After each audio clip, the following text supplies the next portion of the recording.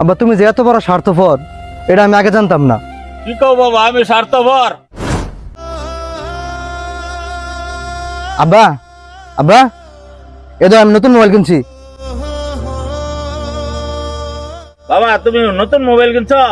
মোবাইলটা তো বাবা অনেক সুন্দর। তুমি অনেক খুশি হয়েছো তাই না আব্বা? ওরে বাবা, অনেক খুশি হয়েছি। আব্বা তুমি এই ব্যাগটা নিয়ে বাড়িতে যাও, আমি বন্ধুরে ফোনটা দেখাই আসি, নতুন ফোনটা দেখাই আসি। তুমি থাকো। বন্ধু বন্ধু দেখ, আমি নতুন ফোন কিনছি। আরে এটা তো অনেক দামি ফোন।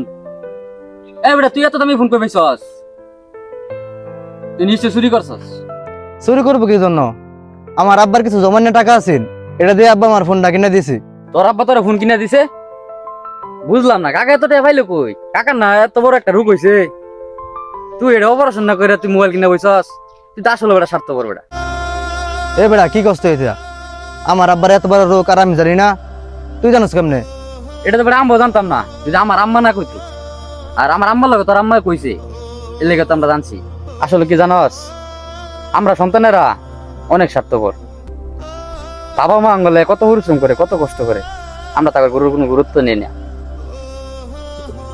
শুরুর দিকে এত বড় করে আমাদের, এত পরিশ্রম করে, এত শ্রম দেয় আমাদের, আমরা এগুলা কোনো দাঁড় না। আমরা বাবার একটা বার খোঁজ খবর লই না। আর খোঁজ খবর লই তখন যখন আমাদের প্রয়োজন হয়। একটা বাবা তার সন্তানের জন্য সব সুখ বিসর্জন দেয়। তারা মনে করে কি জানাস, তার সব সুখ দুঃখ আল্লাহ তার একমাত্র সন্তান। কিন্তু দিন শেষে ওই সন্তানেরাই যখন তার বাবা মার দুঃখ কষ্ট বুঝতে চায় না, তখন তার থেকে হতভাগা বাবা আর দুনিয়াতে নাই।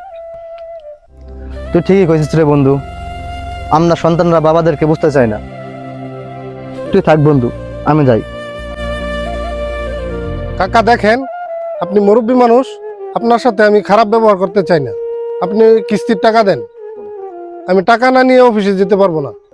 অফিসে আমার অনেক জবাবদিহি করতে হয়। বাবা আর কয়টা দিন সময় দাও, আমার শরীরটা বেশি একটা ভালো না, আমি কাজ কাম করতে পারি না, এলে কিস্তিটা দিতাছি না।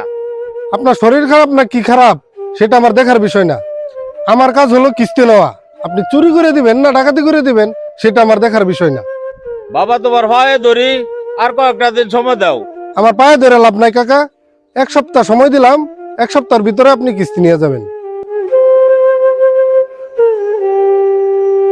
আব্বা দাঁড়াও। কিরে বাবা, তুই এই না? তুই কি দাঁড়ায় দাঁড়ায় সব কথা শুনছ? হ আব্বা, আমি এনে দাঁড়ায় দাঁড়ায় তোমার সব কথা শুনছি। আব্বা তুমি যে এত বড় স্বার্থপর এটা আমি আগে জানতাম না। কি কও বাবা, আমি স্বার্থপর? হ বাবা, তুমি স্বার্থপর। তোমার এত বড় একটা রোগ হয়েছে, তুমি কাউরে জানাইলা না, আমারে পর্যন্ত তুমি জানাইছো না। তুমি তোমার চিকিৎসা না কইরা তুমি আমার নতুন ফোন কিনে দিছ। তাহলে আব্বা তুমি কও, তুমি স্বার্থপর না তো কি? তুমি শুধু তোমার চিন্তাটাই করলা আব্বা। এই যে তোমার এত বড় একটা রোগ হয়েছে, তোমার যদি কোনো কিছু হয়ে যায় তাহলে আমরা বাঁচবো কি নিয়া? আমরা তো আব্বা এতিম হয়ে যাব। আব্বা আমি অনেক বড় ভুল করে ফেলাইছি। আব্বা এই নতুন ফোনের আমার কোনো দরকার নাই। যদি তুমি আমার পাশে না থাকো, আমি এই ফোন দিয়ে কি করবো আব্বা? আমি আজকে এই ফোনটা বিক্রি করে দেবো। এই ফোনটা বিক্রি করিয়া আর আমার বন্ধু বান্ধবের কাছ থেকে কিছু টাকা পয়সা ধার করিয়া তোমার কিস্তির টাকা আর তোমার চিকিৎসা করবো আমি। আমি বুঝতে পারছি আব্বা, একটা সন্তান যদি তার মা বাবারা না বুঝে, তাহলে তার মতো হতভাগা বাবা এই দুনিয়াতে আর কেউ নাই। তুমি আমার মাফ করে দাও আব্বা, আমি বুঝার পারছি না। আমি এই শখের বসতে মোবাইল কিনা বলছি, তোমার এত চাপ দিয়ে তোমার একটা মোবাইল কিনছি আব্বা, তুমি আমার মাফ করে দাও আব্বা। বাবা উঠ উঠ উঠ,